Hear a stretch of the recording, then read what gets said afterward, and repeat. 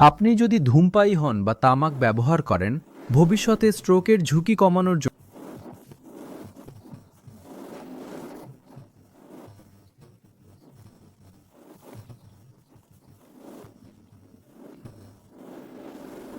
কিন্তু যদি আপনি ধূমপান বন্ধ করেন কয়েকদিনে,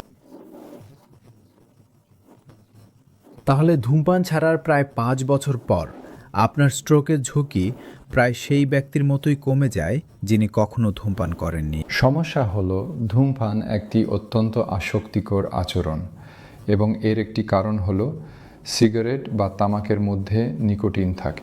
এটি একটি খুব আসক্তিকর পদার্থ, তাই আমি আপনাকে তামাকের উপর আপনার নির্ভরতা কাটিয়ে উঠতে সাহায্য করব।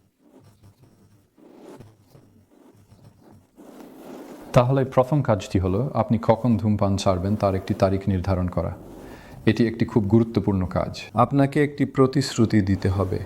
ক্যালেন্ডারে একটি তারিখ চিহ্নিত করুন, হয়তো 1 সপ্তাহ বা 2 সপ্তাহের মধ্যে, এবং আপনার ছাড়ার প্রচেষ্টার জন্য প্রস্তুতি শুরু করুন।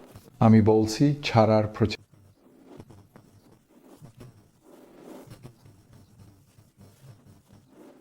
কখনো কখনো মানুষ ছাড়ার তারিখের আগে কমাতে শুরু করা সহায়ক মনে করে, তাই ছাড়ার তারিখের সময় তারা ইতিমধ্যে সিগারেটের সংখ্যা কমাতে শুরু করেছে। এটি একটু সহজ করে তোলে।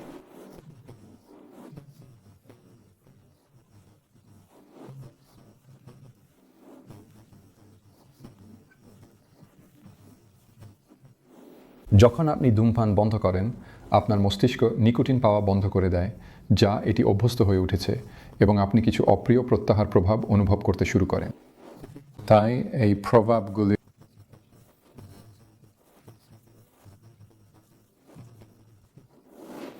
আপনি সাহায্য করার জন্য যা করতে পারেন তা হলো কিছু মোকাবিলা কৌশল থাকা। এর মধ্যে রয়েছে, যদি আপনি ধূমপানের আকাঙ্ক্ষা অনুভব করেন, একটি পানির বোতল হাতে রাখুন এবং পানি পান করুন। উঠে আপনার পা প্রসারিত করুন, অফিসের চারপাশে হাঁটুন বা ব্লকের চারপাশে হাঁটুন। তবে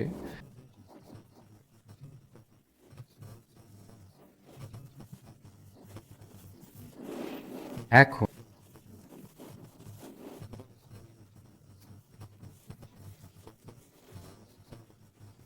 বিভিন্ন ধরনের ওষুধ রয়েছে যা আপনার সফলভাবে ধূমপান ছাড়ার সম্ভাবনা দ্বিগুণ বা এমনকি 3 গুণ করতে পারে।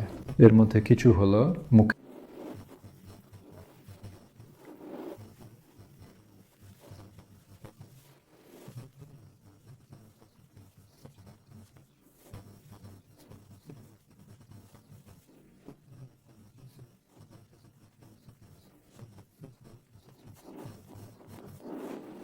এবং আপনাকে এই পণ্যগুলোর নিকোটিন সম্পর্কে চিন্তা করতে হবে না।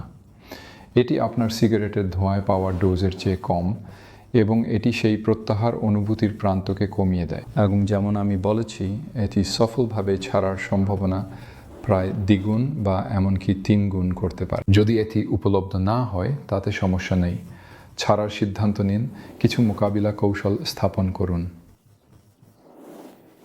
আপনি ধূমপান বন্ধ করার সময় কিছু সময়ের জন্য আপনার ওজন একটু বাড়তে পারে, এবং এই বিষয়ে আগে থেকে চিন্তা করে